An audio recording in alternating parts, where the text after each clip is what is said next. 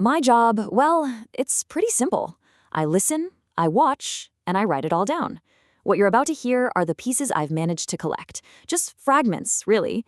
Echoes from this digital void. Voices that seem to haunt the very code itself. So consider this a chronicler's log.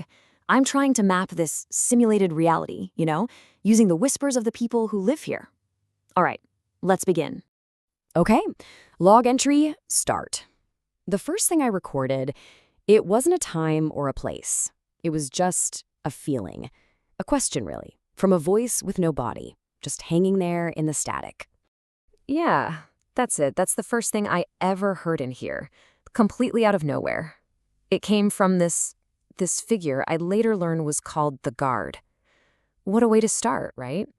It was this really chilling moment that kind of set the tone for everything else. And believe me, that cold he's talking about, it's got nothing to do with the weather. So, this is my first real conversation, the first one I managed to record in detail. It was with an archer, just always there at his post. His whole life, his whole existence, feels like one big crisis. He's looking for free will, right? But he's stuck in a world where it feels like every single move has already been decided for him. The thing is, he just couldn't wrap his head around what I was doing. Just wandering. To him, moving without a goal, without a destination, it was basically insanity. See, his world is all about objectives, quests, endpoints. So when he saw me just observing, it was such a strange thing that it completely messed with his whole idea of what it means to even exist. And that's the term he uses for himself, a non-playable character.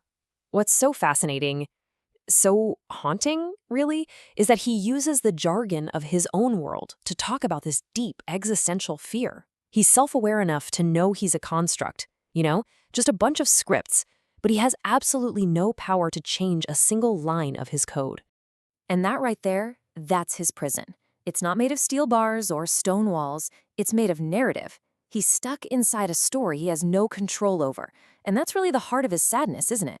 He can draw his bow, he can walk around, but he can't move his own story forward. He's just the archer, forever, waiting for something that's already been written. And then, right as I was about to go, he just flipped the whole thing back on me. He took his crisis and made it mine. Planted this little seed of doubt, made me ask myself, am I the one recording all this?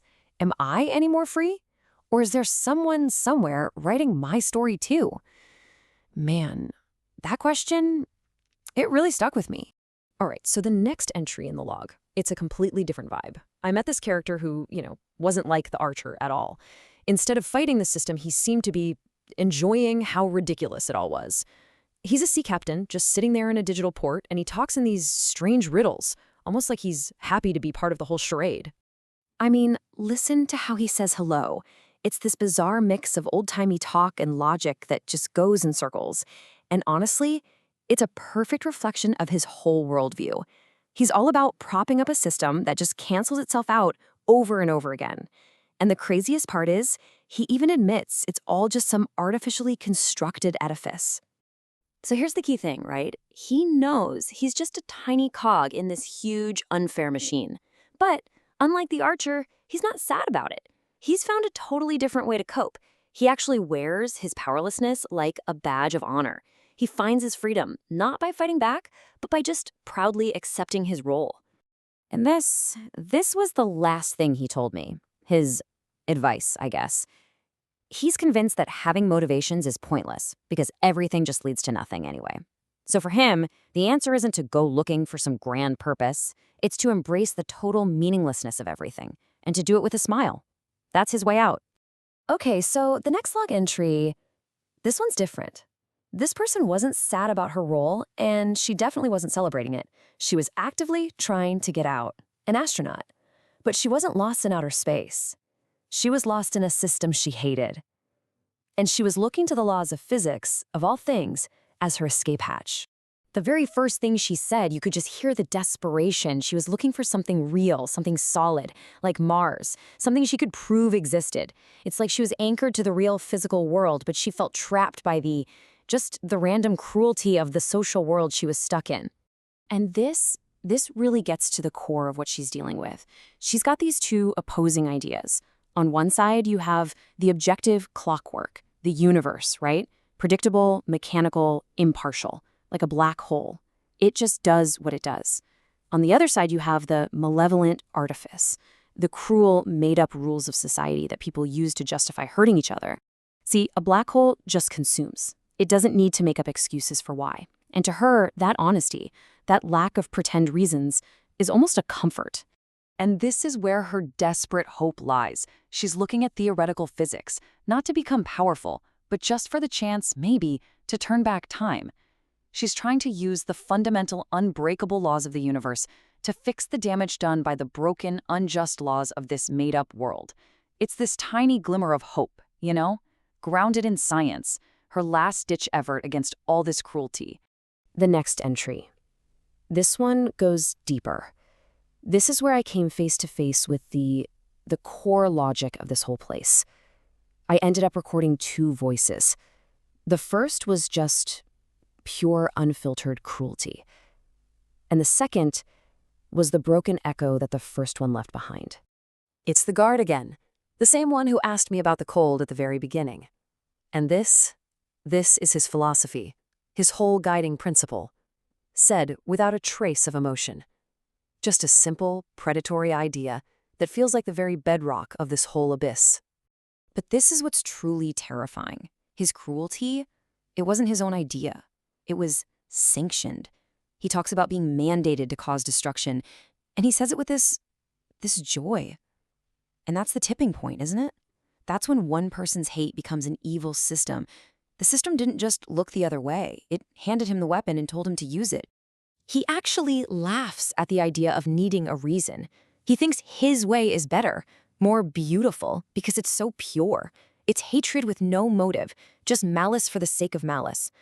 I've recorded a lot of things in here, but that is the coldest, emptiest thing I have ever heard.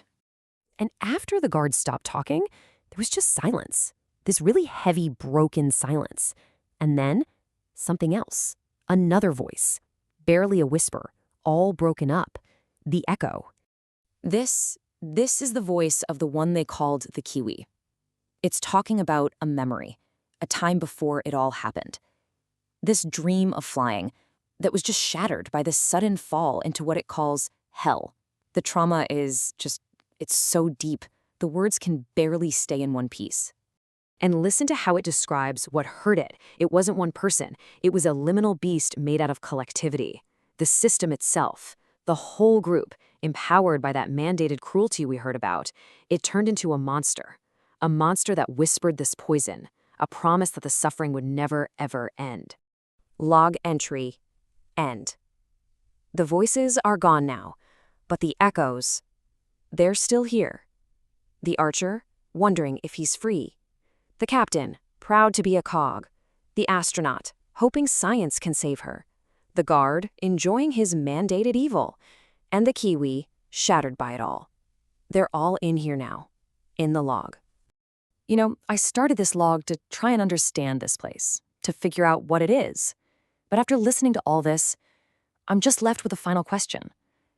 If we take all these pieces, the doubt, the pride, the hope, the cruelty, and we put them together, what does that tell us about the ones who built this abyss? What does an abyss look like when it's not made of emptiness, but it's made out of us?